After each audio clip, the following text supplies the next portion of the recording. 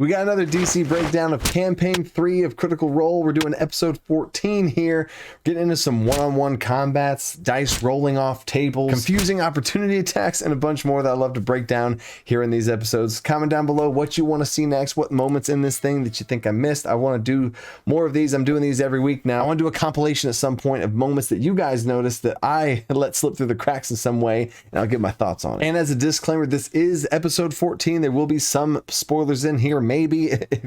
We will be talking about it basically, but you don't have to have watched this beforehand. It's not like you need anything. I will set up each and every clip with the context that you need to understand. You can apply all the stuff that happens here because a lot of these moments happen at our game tables. That's the most relatable thing about this whole series. Even on Critical Role, there's stuff that happens at their table that happens at our table. But first, the MVP of this video, most valuable patron. See, it's a new thing I've started. It's Jared Biddle. Thank you for supporting what I do here, and thank you to all my patrons for supporting this channel, and let me keep doing this more and more and getting more time to create more content and more videos for you guys. So let's break things down with the first one-on-one fight. All you gotta know here is this is a one-on-one NPC versus PC fight between Matt and Talison's character Ashton.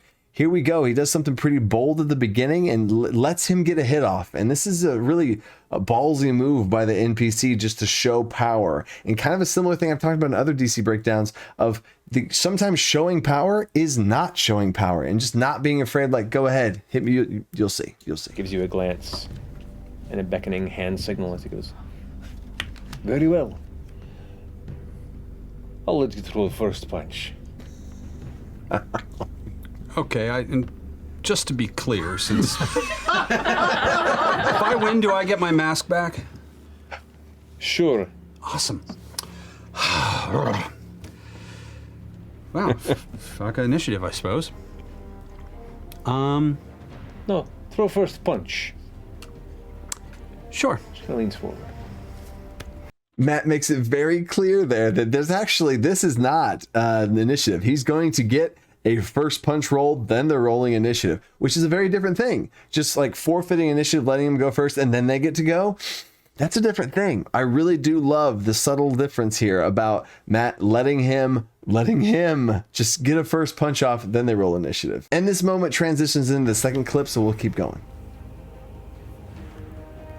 Stare down. I headbutt. I'm gonna rage and headbutt. Okay. Oh. So you're breaking the rules. I haven't thrown a punch yet. Fuck. What is it? It's useless. So ain't got He nothing. gets a rage he doesn't like. Oh no. 2. Nothing. He has 4 rage options, and there's a bunch of different things if you've been watching, but basically he has 4 rage options, and option 2 apparently doesn't do much. It's the space one. I think it has disadvantage to other attacks, but not one-on-one. One-on-one doesn't matter. It's yeah, space. Ain't got nothing. you could always Watch what Matt rage and says. rage again. If May you're feeling happen. it. But go ahead and make it. Matt says you can unrage and rage again and all that kind of stuff. I do think that's a little strange about like unraging and then raging again or something. I feel mechanically, I guess it'd be thematically that it doesn't really make sense about like you're calming down and then doing it again. Even though I will say rage mechanics, I have not always had my barbarians that play in my games have it be like anger, rage be the thing. Sometimes it's like energy, or sometimes it's magic, or sometimes whatever, right? It doesn't have to be pure anger. So turning it off and then back on, that is kind of a thing, I guess. But how I usually run this is if you rage again, you could roll on the table. In fact, actually on the channel, I just did my Wild Magic Barbarian. I finally released it. I've worked on it for over a year of a Wild Magic Barbarian. And if y'all know anything about me right now, Wild Magic is my favorite system in all of Dungeons and Dragons, and my Wild Magic system, I have a D300 Wild Magic table for Wild Magic sorcerers. I have a whole Wild Magic thing. PDF for that will be linked in the description with the Wild Magic Barbarian in it. I just did a whole video on the channel.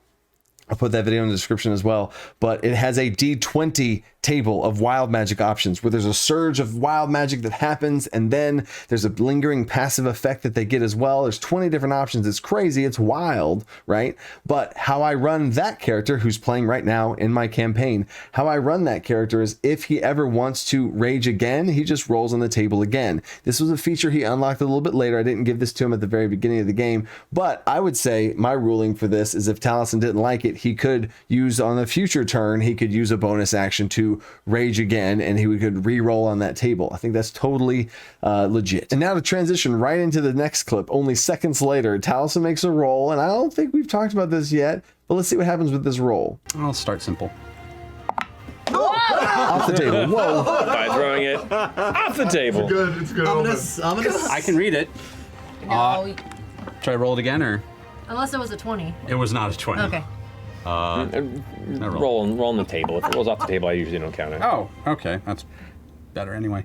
Okay, cool. So in general, this, in my opinion, should be a rule that is understood at your table, and get it at your next session. Make sure you set the tone for something like this for next session, so it doesn't come up and it feels like bad. It could feel bad if somebody gets a natural 20 on the ground, and then you're like, those don't count. And then, oh, but what if they get a natural 20 on the ground, and then you like, oh, I don't want to be that DM. So then you're like, okay, fine. And then now it's this weird gray area situation. So in general, if the dice is lands on the ground, it is a re-roll. I don't care what it is. I don't care what happened. It's a re-roll. I've even had I've had some dungeon masters say this before, where it has to roll in the dice tray. But for myself, this is the grayest area. The borderline scenario is if it rolls into the dice. This happens a lot. I have one of my players who has a freaking sidewinder rolls. It's crazy.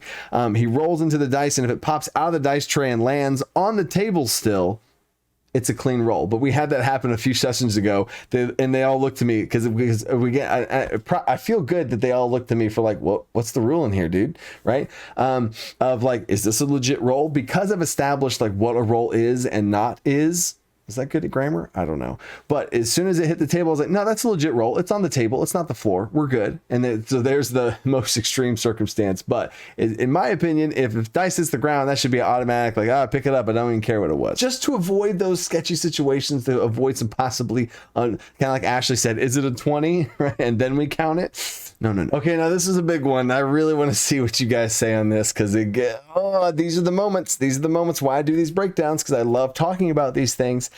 But there's still in the one-on-one fight, and these one-on-one fights, Matt's done them a lot. I love all of these one-on-one. Back with Grog from Campaign 1, lots of these really great one-on-one fights, right? Taliesin gets a natural 20, which is a crazy moment in the game. I always respect natural 20s. In I think episode 12's breakdown talked about respecting natural ones. In the same way, I respect natural 20s. I put them up on a pedestal because I really hammer in the natural ones, and I really hammer in the natural 20s. So my perspective is going to be skewed on this. I'm going to be biased because I love natural 20s, and this moment feels real bad for me, because of my love for natural 20s. And I know I'm slanted that way as a dungeon master, so I'm going to be very, very biased in that way. But watch this moment. He gets a natural 20, but he's using fists. He's using punching, so we'll talk about it after. But he has an ability that he can use, kind of like paladins can divine smite. Whenever they get a crit, they can divine smite, and it deals even more damage. It's called crit fishing, and that's a whole nother thing I could go on a rant on. But Taliesin has always, whenever he crits, he's been able to use his Chaos Burst class feature ability whenever he crits. But also, I wanted to point out before I show the clip, watch how long it takes Matt to say something, to intervene. I think this is another little issue here that can make things feel worse, is if the dungeon master, as soon as something happens, jump on it, squish it out before they can settle in on that feeling of this really awesome thing that's about to happen, and then you take it away from them, right? So if you are going to make a ruling against the players that is technically going against them, right? Which as dungeon masters, we are neutral party rulings. It's not a hostile thing, but the longer you wait, the more bad it's going to feel if you are taking something away from them. Check it out. The temptation. Natural 20. Yeah! So let's pop chaos Burst into this. All right. Declares his Chaos Burst. Rolls it. Thunder damage. Nice. Look how long. It's not like a damage, is it? It's with your fists, Ooh. which technically are not a melee weapon. Oh. Even if I've got my fucking You don't have anything. He's got on your brass fists. knuckles. So you're not letting me use the. Not for this ability, no. Unfortunately, a lot of these abilities are contingent on a melee weapon, which The fists don't count. So there's Now, real quick mini timeout here is the contingent on the melee weapon, but like he's raging, he's mad, he's doing it. Like I feel like, for as far as what I've seen of this character and using the rage to empower their strikes, I feel like this would fit. Just my other 2 cents here. so a natural 20 doesn't do anything. This feels real 2 bad. points of damage as opposed to 1 for you. Fuck! That's what makes monks special. Wait, hold on. You do 1 point of damage when you hit, so now it's 2. Plus your all they've got. modifier. So you've been doing 7, it would be 8 now. All right. So 7 points of damage on a normal attack. If he hits it all, it's a 7, and if he crits, it's an 8. In general, that feels just the worst also, right? I know it's rules as written, blah, blah, blah, blah, but like homebrew DM, tons of different rulings you can throw out here. In general, the first thing that popped in my head just now, live as I'm watching this again, is just have it be 7 damage, right? In this circumstance, just have it be, okay, 1 damage plus his modifiers, okay, cool, and then just double that. Just for the sake of this, a critical strike in a fist fight is gonna should rock the other person more than just 1 measly damage. That's crazy. Extra damage die at this level? No. Unfortunately. All right. You go and attempt it, but you haven't been in a fist fight in a while where you've thought you needed to emphasize any of that energy, and the minute you attempt to, you realize that it needs a focus. It needs something to drive itself through. The chaotic energy that seems to occasionally muddle around in your head needs an implement to go through, and it's just not able to come through your fists. Get some by the nose. But that's 1 strike. Ooh, so real quick. Props to Matt right there. That description honestly saves a lot of stuff here. And that's, again, I love doing these DC breakdowns. I hope y'all see the stances come from. Nobody I've seen talk about these gray areas that happen in our games where we can break down these moments of I told y'all how I would handle it. Like, and again, when I say how I would have handled it, that's not the right way. That's my way. Every other dungeon master would have plenty of other ways. And I love to see y'all's ways down in the comments. But that's a great description of why Matt said no here. And again, Matt knows the fight, where the fight's at. Maybe it's going too well, or maybe he wants it to be a little bit harder. He wants to challenge him even further. However, the difficulty is for this fight, because that's another thing for dungeon masters. We know how hard things are in our heads of how hard we want it to be on the players, right? If we want this to come across thematically as an easy no-brainer and Ashton swipes the floor with this guy, cool. In my head, the difficulty would be down here. Maybe then I would like, yeah, hype, go. 7 does 14 damage. But then in times where I want to be very strict and be very hard, I have been more strict on the rules and more strict on how I run things and not be as lenient for some things. So that's completely on Matt's call, and Matt does a great job just then. That last little description there about explaining why, I completely buy it. I get behind that. And in general, you should always get behind whatever your Dungeon Master's ruling is. Talk about it afterwards, after the game session's over, instead of having some debate at the table. That's just the worst. But it's a great description of, you have all this chaotic energy inside of you. You usually need an implement to be able to drive it through.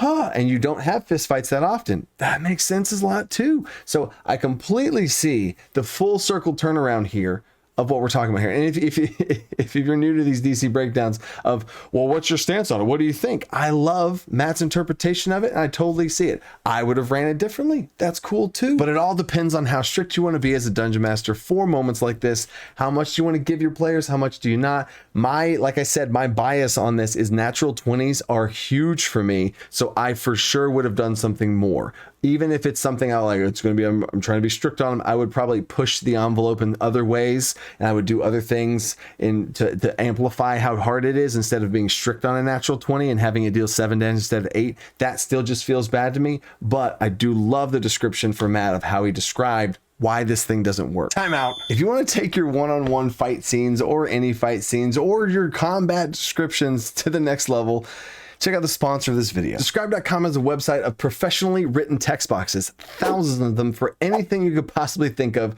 describing at your table. Whether you're a dungeon master or a player and you want to describe something to the best of your abilities. They cover everything from magic items, spells, monsters, locations, and even tavern brawls. These text boxes here are all pre-done, already 100% complete. You could read them off as is. You could copy paste them over onto your dungeon master binder and literally read them off. How I use them personally is I homebrew tweak them and be able to express and explain things in my own personal voice and just let them level up my own descriptions if I ever struggle. So here's the Tavern Brawl text, but here's my version of how I would read it to feel more like myself at the table instead of reading something off, because that would feel a little bit different if I read something off and I want to kind of stay true to myself in my own voice. So here we go. We'll say one of my PCs swung another NPC and started a Tavern Brawl for this example. So I'd say you swing wide and you miss your mark, but you still hit someone else in the face. They get pissed and you hear a tankard smash as glass shatters in the background. You see people start to get shoved around, stumbling into each other. Other innocent bystanders all start to get wrapped up in this thing, and suddenly the entire tavern has gone to a brawl. The musicians on the stage seem confused, but the show must go on even when the stage is under siege. So did I read off that text box exactly as is? No, I made it my own and took my own flavor and added it to it to make it seem more natural. But that description that I just read off right there, if I didn't have this in front of me as I read this, would not have been as good as if I'm like, okay, there's fight and you swing and there's a punt and then there's a glass shatters and then bystanders. So if you also want help leveling up your descriptions, and the more you do this stuff, the better your descriptions will naturally get. So describe.com actually will help you just get better at descriptions in general. And they also have a subscription. If you use code The Dungeon Coach, you get a discount. So check them out. But now let's get back into another fight in the video. For this next clip, we're entering into an actual combat that they had, a full-blown, everybody's involved now. We're fighting, okay? I love whenever Matt adds in extra variables, and you should be thinking about these too, Dungeon Masters. Adding alternative conditions into your combat instead of just like, let's burn down the bad guys and just hack them down, and we hacked them down before they hacked us down. Got it. There's an innocent bystander in this fight just that they have to worry about, instead of them just being able to just hack through some of the AoE type things. They got to be careful with the actual life of this individual and if they're okay or whatever. Adding in extra stuff like that, assuming that the players care about the life of this NPC, right? That's one thing to keep in mind. That's another layer here. Another layer is towards the end of the fight now, which is where we're picking up in this next clip here, when one of the bad guys or one of the NPCs is starting to leave and flee and run away when they realize things are starting to go south. It's a lot better and more dynamic of a situation when there's that last remaining, and the tide starts to turn, because there's tension as the fight goes on. There's at first the tension's real high, and then as enemies start to fall, okay, we got this, no problem, we got this. And as soon as it starts to dip low enough to where the players feel like, oh yeah, we got this, no big deal. When an enemy starts to run, then the tension can ramp back up. Like, oh, are they going to go alert something? What are they going to do? If they get out, what's going to happen? There's so many more ramifications and so much more tension and worry and stress to put on your players if that's the vibe you're going for. If an NPC starts to run away, because that's a lot more threatening than them standing their ground in a fight that's pretty much already over. So a great designed fight and great designed little curveballs there by Matt. But now we're going to get into a little opportunity attack moment, and these things I'll share my thoughts at the end here. But there's gonna be a weird little opportunity attack here with Fresh Cut Grass, a 3-foot tall automaton robot who's basically a cleric, and they're going to get a punch attack at this thing. Keep in mind, Fresh Cut Grass has a +1 to their strength. That means they would deal 1 + 1 of 2 total damage if they even hit an opportunity attack. But then it's also okay, I'll just show you. So you could like, she's pretty close, but you could like rush up and try and strike as she goes past. I'll try. Travis' character also gets a chance. With which I would have to hit her are be a my punch. spiritual weapon. He's confused. Like an opportunity, but this would be you kind of like trying to punch her as she runs by. I'm like 3 feet tall. I can't jump. Well, she has to go through the doorway though. However, it does bring her within the space. I see. Well then, sure. I'll take a weird. Would this use my reaction though? It would, yeah. Help me, help you. I'll take my next turn's coming soon. Yes. So I can get it back. It's up to you. All right. Yeah. I'll go up and I'll punch. You'll Mario punch it? Yeah. All right. Roll a d20 and add your strength modifier. Would Fresh Cut Grass really do this though? You know what I'm saying? It was a 22 to hit. That definitely hits. 18. So he hits cool. That hits as well. So you do 1 damage plus your strength modifier. That's 2 points of damage. Alrighty. Every little bit. 8 points of slashing, 4 points of... So, see, now this is my thing. Like, does it make sense for Fresh Cut Grass to do this? I brought this up in another DC breakdown earlier on in the series. Laudna, with her hands, slapped at someone, just like with her hand. Like, Laudna's not going to punch. Laudna is a frail skeleton woman that she's extremely awesome spellcaster, but not claw, like swiping, like a clawing at somebody? Would Laudna do that? In this case with fresh cut grass, would he Mario punch? I know that's like min-maxing it enough to where like every bit of damage counts, and that is true because I've seen enemies leave with 1 hit point and stuff, but myself at my table personally, I handle opportunity attacks a little bit differently. I have an entire thing where I'm breaking down Alcantar's Almanac, which actually only has about a month or so left to pre-order hardcover copies of Alcantar's Almanac. Link for that will be down in the description, and eventually the PDF will be available on my website in about a month and a half or so. It depends on when this video comes out. But I have a whole system for opportunity attacks and how to handle them differently and all these types of things. But how I run opportunity attacks is a martial class has opportunity attacks because it makes sense because they are quick and adept at fighting when things come and leave their threatened range. But spellcasters, though, I don't. The fresh cut grass would be doing so many other things besides being able to stopping and Mario punching. It would do something different, you know. So unless you're like a Hexblade Warlock, College of Swords Bard, someone that actually makes sense for them to do a melee attack like this, then yeah. And the same thing with a ranger. If a ranger has a bow and they have their bow out, they don't just quickly grab a dagger, stab. Like, no. And before y'all freak out thinking that I hate rangers, I love rangers. One of my top homebrew videos on this channel was my whole fix to rangers and stuff. I love rangers, but it doesn't make sense for them to just insta quick switch like a video game to just stab at the back to their bow. You know what I'm saying? Unless there's a ranger that it feels like that makes sense for them. So they would start off not being able to do that, and through bonus level up perks, another thing that I do all the time, maybe at level 4 or level 3 or whenever it makes sense for them, I would say now you're able to make opportunity attacks with a quick draw dagger or something like that you have on your hip that you're able to do now, because they weren't able to do it before. But as soon as the player expresses interest in that being something their character can do, then I'll make it work for them, because I know that technically, rules as written, you're able to do this type of stuff. So if I had fresh cut grass in my group, they wouldn't even have an opportunity attack, and I don't think Sam would ever care. And I think it would be more accurate to fresh cut grasses as a character to not have an opportunity attack. But if Sam ever wanted to express to me and talk about, like, hey, what can I do to get an opportunity attack? Oh my gosh, great, cool. Maybe there's an attachment to his arm. Maybe that he already has an upgrade to his little grappling type arm thing. And if he wants to be able to do that, I would talk with him and I'd give it to him as a bonus level up perk. Maybe there's some sort of attachment, and we would be able to flavor and come up with, what does an opportunity attack from fresh cut grass look like? Then it would actually make sense, and I'd be asking a player to do something that they want to do, instead of these moments where you force these spellcasters to make opportunity attacks for the min-max purpose of doing it, because they should do it, because 2 damage is better than no. You know what I'm saying? Well, there's the breakdown, and I hope you guys don't think I'm too critical about Critical Role. see what I did? These moments at every table speak to me so much, and they are one of the main reasons why I started this channel. I started doing homebrew stuff to fix these issues that I feel. If you don't feel them, then you shouldn't have a homebrew for it. If they don't feel it at their table, then that's totally fine. If they don't care about these opportunity attacks, if Ashton's fine with not getting that bonus for the critical damage, and if that feels fine. But I would say it probably doesn't feel fine for anyone at the table, and I would love to ask Matt this. Oh my gosh, I'm gonna make a list of things I would love to ask Matt on. But I think that it would make sense to be like, it doesn't feel good for a critical strike to be an 8 and a normal attack to be a 7 points of damage, right? These are the moments where homebrew should be intervened. These are the moments where extra DM rulings can come in. And these are the type of conversations I want to have, so that we can feel these things and have these thoughts in our heads, have these conversations here, well, I guess it'd be down in the comments in the back and forth of the conversation, to be able to prime our Dungeon Master brains as to what we would do. So when these things happen to us, instead of